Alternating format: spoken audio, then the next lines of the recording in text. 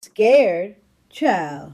Asking me if I'm scared of dying is like asking a man who's been walking uphill for 100 miles if he's scared of sitting in a chair. I am 108 years old. Do you know what that feels like? Truly, it feels like wearing a winter coat that is soaked wet and heavy, and you have been wearing it since 1918. Every morning I wake up, the good Lord taps me on the shoulder and says, "Hattie, put the coat back on." And I have to button it up with these stiff fingers. I have to drag it around the kitchen just to make my coffee. I have to carry it everywhere I go. So, no, I ain't scared of taking the coat off. In fact, some days I look at the hook on the door and I think, Lord, isn't it time to hang it up yet? You see, the reason you are scared, and I know you are, honey, I can see it, is because your party is still going on. You're 40 or 60, maybe even 80. The music is still playing for you. You got people to call. You got trips to take. You got that hunger for more. But me, my party ended a long time ago. I'm just the last one here cleaning up the cups. Think about it. My husband George, he's been gone 40 years. 40 years of sleeping in a bed that's too big. My eldest boy, gone. The girls I used to skip rope with, gone. The doctors who told me how to live, dead and buried. I am living in a ghost town. I walk through this life and I see things nobody else sees because nobody else remembers them. When I die, I'm not leaving home, I'm going home. They're all over there, waiting. George is probably pacing the floor right now, checking his pocket watch, saying, "Hattie, woman, you always were late for everything." Now, I want to tell you something, and you listen close. We need to talk about why you are so terrified. It's because you think death is a thief. You think it comes in the night to steal your time, to steal your memories, to rob you. But that's a young person's way of thinking. That's foolishness. When you get to my age, you realize death ain't a thief, it's a librarian. That's right. It just says, time's up. The book is due back. And let me tell you, if you have read the book, if you have really read it, if you tore the pages, if you cried on the cover, if you dog-eared the corners and spilled coffee on the chapters, then you don't mind giving it back. You're tired of holding it.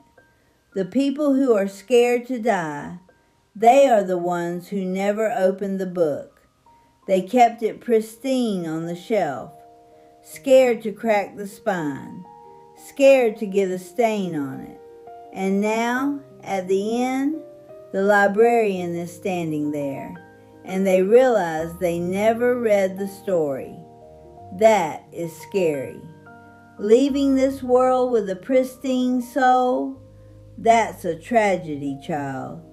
My soul is beat up. It's scarred. It's been broken and glued back together with prayer and grit about 1,000 times. It's dirty, and I am proud of it. I'm going to be honest with you. No lies. People worry about the pain. They worry about the end being hard. But let me tell you something I've learned. The body is smarter than you think. God built it smart. When it's truly time to go, the body knows. It doesn't crash. It just turns down the volume. It's like a dimmer switch on the wall. It makes you sleepy. It takes away the hunger. It quiets the noise. It ain't a malfunction, honey. It's a mercy. It's the body saying, hush now. We don't need all this noise where we're going. So don't you worry about the transition. The vessel takes care of itself. And I'll tell you one more secret. Something I ain't told many folks. When my George passed, right at the very end, I was holding his hand, and his eyes got wide. He didn't look scared, child. He looked surprised. He looked like a man who just realized he'd been worried about a whole lot of nothing.